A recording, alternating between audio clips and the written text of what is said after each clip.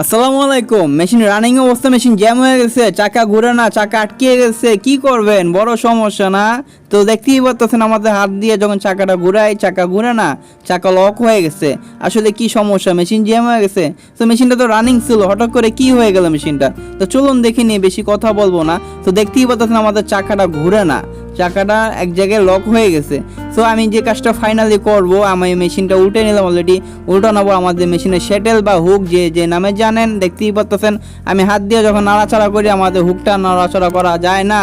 আমাদের হুকের মাঝখানে যে বাড়িটা স্টপ হয়ে গেছে, মানে আটকিয়ে গেছে বা জ্যাম হয়ে গেছে, যার কারণে আমাদের শ্যাটেলটা বা হুকটা ঘুরে না। দেখতেই পাচ্ছেন আমি যখন মেশিনের চাকাটা ঘুরাই, আমাদের চাকাটা ঘুরে, কিন্তু ঘুরে বলতে মেশিনের চাকাটা হালকা ঘুরে, এমনকি আমাদের শ্যাটেলটাও হালকা, মানে হুকটা হালকা ঘুরে, মানে হালকা নাড়াচাড়া হয়, কিন্তু মেশিনের চাকাটা আগের মতো ফ্রি না। মেশিনের চাকাটা এক জায়গায় আটকিয়ে গেছে বা লক হয়ে গেছে।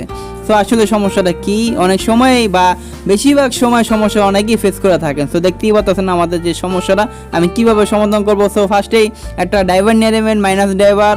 আবার অনেকে মনে করেন গাড়ির ড্রাইভার, মাইনাস ড্রাইভার বা স্ক্রু ড্রাইভার নিয়ে একটা যে গাইডটা দেখতেই পাচ্ছেন, হুক গাইড বলেন অনেকে, আবার অনেকে এটাকে ফিঙ্গার বলেন, বা অনেকে এটাকে হুক সাপোর্ট বলেন। তো আমি এটাকে একটা স্ক্রু খুলে গাইডটাকে আমি বের করে নেবো। ফার্স্টে যে কাজটা করবেন, তো খোলার পরে আমি যে কাজটা করব, দেখতেই পাচ্ছেন আমি যে হুকের যে গাইডটা আমি খুলছি, তো এখন যে কাজটা করব, আমি একটা প্লাস নিব, একটা নুজ প্লাস নিব। নুজ প্লাস যদি থাকে ভালো, আর যদি না থাকে ছোটো একটা প্লাস নিতে পারেন, বা একটা ড্রাইভারের সাহায্য করতে পারেন।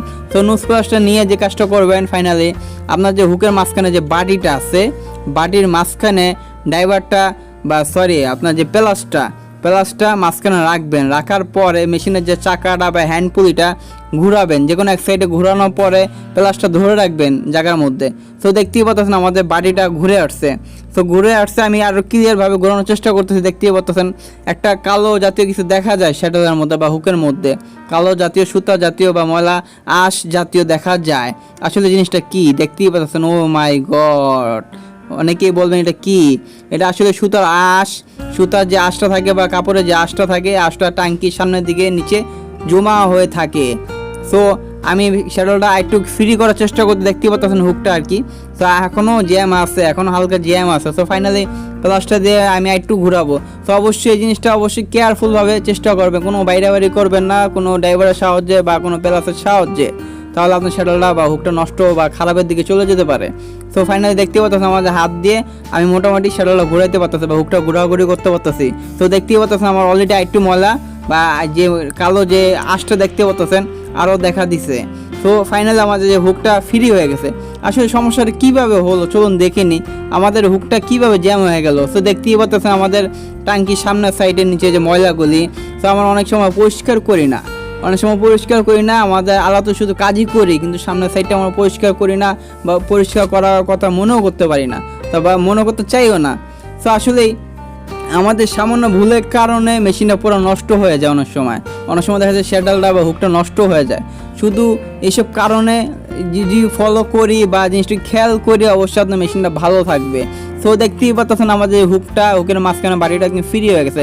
তো ফাইনালি আমি আর বেশি কথা বলবো না। দেখতেই পাচ্ছেন আমাদের হুক গাইডটা আমি খুলছিলাম। তো হুক গাইডটা একদম সিম্পল একটা স্ক্রু দিয়ে লাগানো থাকে, যে জায়গাতে খুলছেন সেমভাবে লাগাবেন, বা আমি যেভাবে লাগাইতেছি সেমভাবে লাগানোর চেষ্টা করবেন, কোনো রকমের কোনো ঝামেলা নাই, একদম ইজি একটা ব্যাপার। শুধু একটা প্লাস রাখবেন, আর যদি পারেন একটা ড্রাইভারের সাহায্যে আপনার টোকা হাত দিয়ে, অবশ্যই হাত দিয়ে, কোনো প্লাসের সাহায্যে বাড়ি দিবেন না। ড্রাইভার দিয়ে হালকা আপনার যে হাতের সাহায্যে হালকা বাড়ি দিয়ে আপনার বাড়িটা ফ্রি করতে পারেন। আর যদি না জানান, আমি যেভাবে করছি এটা প্লাসের সাহায্যে ইজিভাবে করতে পারবেন, কোনো রকমের কোনো ঝামেলা নাই বা কোনো বিপদ নাই। তো দেখতেই পাচ্ছেন আমার ফাইনালি আমার যে স্ক্রুটা আমি লাগিয়ে ফেলাইতেছি। লাগানোর পর আমি দেখানোর চেষ্টা করবো হুক গাইডটা কোন সেন্টারে থাকে বা কিভাবে লাগানো থাকে হুক গাইডটা বা ফিঙ্গারটা, হুক ফিঙ্গার বা হুক সাপোর্টটা। সো দেখতেই পাচ্ছেন আমাদের বাটিটা একদম মাঝখানে মিডল পজিশনে আমি হুক গাইডটা রাখছি। সো যদি কেউ হুক গাইডের সম্পর্কে যদি না জানান, যদি জানতে চান, আমি ইনশাল্লাহ নেক্সট ভিডিওতে যে হুক গাইডের সম্পর্কে আমি ভিডিও নিয়ে আসার চেষ্টা করব। তো ফাইনালি আমাদের মেশিনের চাকাটা দেখতেই পাচ্ছেন ফ্রি হয়ে গেছে, কোনো রকমের সমস্যা নাই, কোনো রকমের কোনো ঝামেলা নাই। সো নিজেও পারবেন এখন থেকে নিজের সমস্যাটা সমাধান করতে। তো ফাইনালি আমাদের যে অপারেটর ভাই, আমি তাকে মেশিনটা বুঝিয়ে দিছি, সে এখন মেশিনটা চালাইতেছে, কোনো রকমের কোনো টাইমিংয়ের ঝামেলা নাই, কোনো রকম রকমের কোনো বিরক্ত কোনো ঝামেলা নাই। তো সবাই ভালো থাকবেন, সুস্থ থাকবেন। আজকে এই পর্যন্তই। আসসালামু আলাইকুম।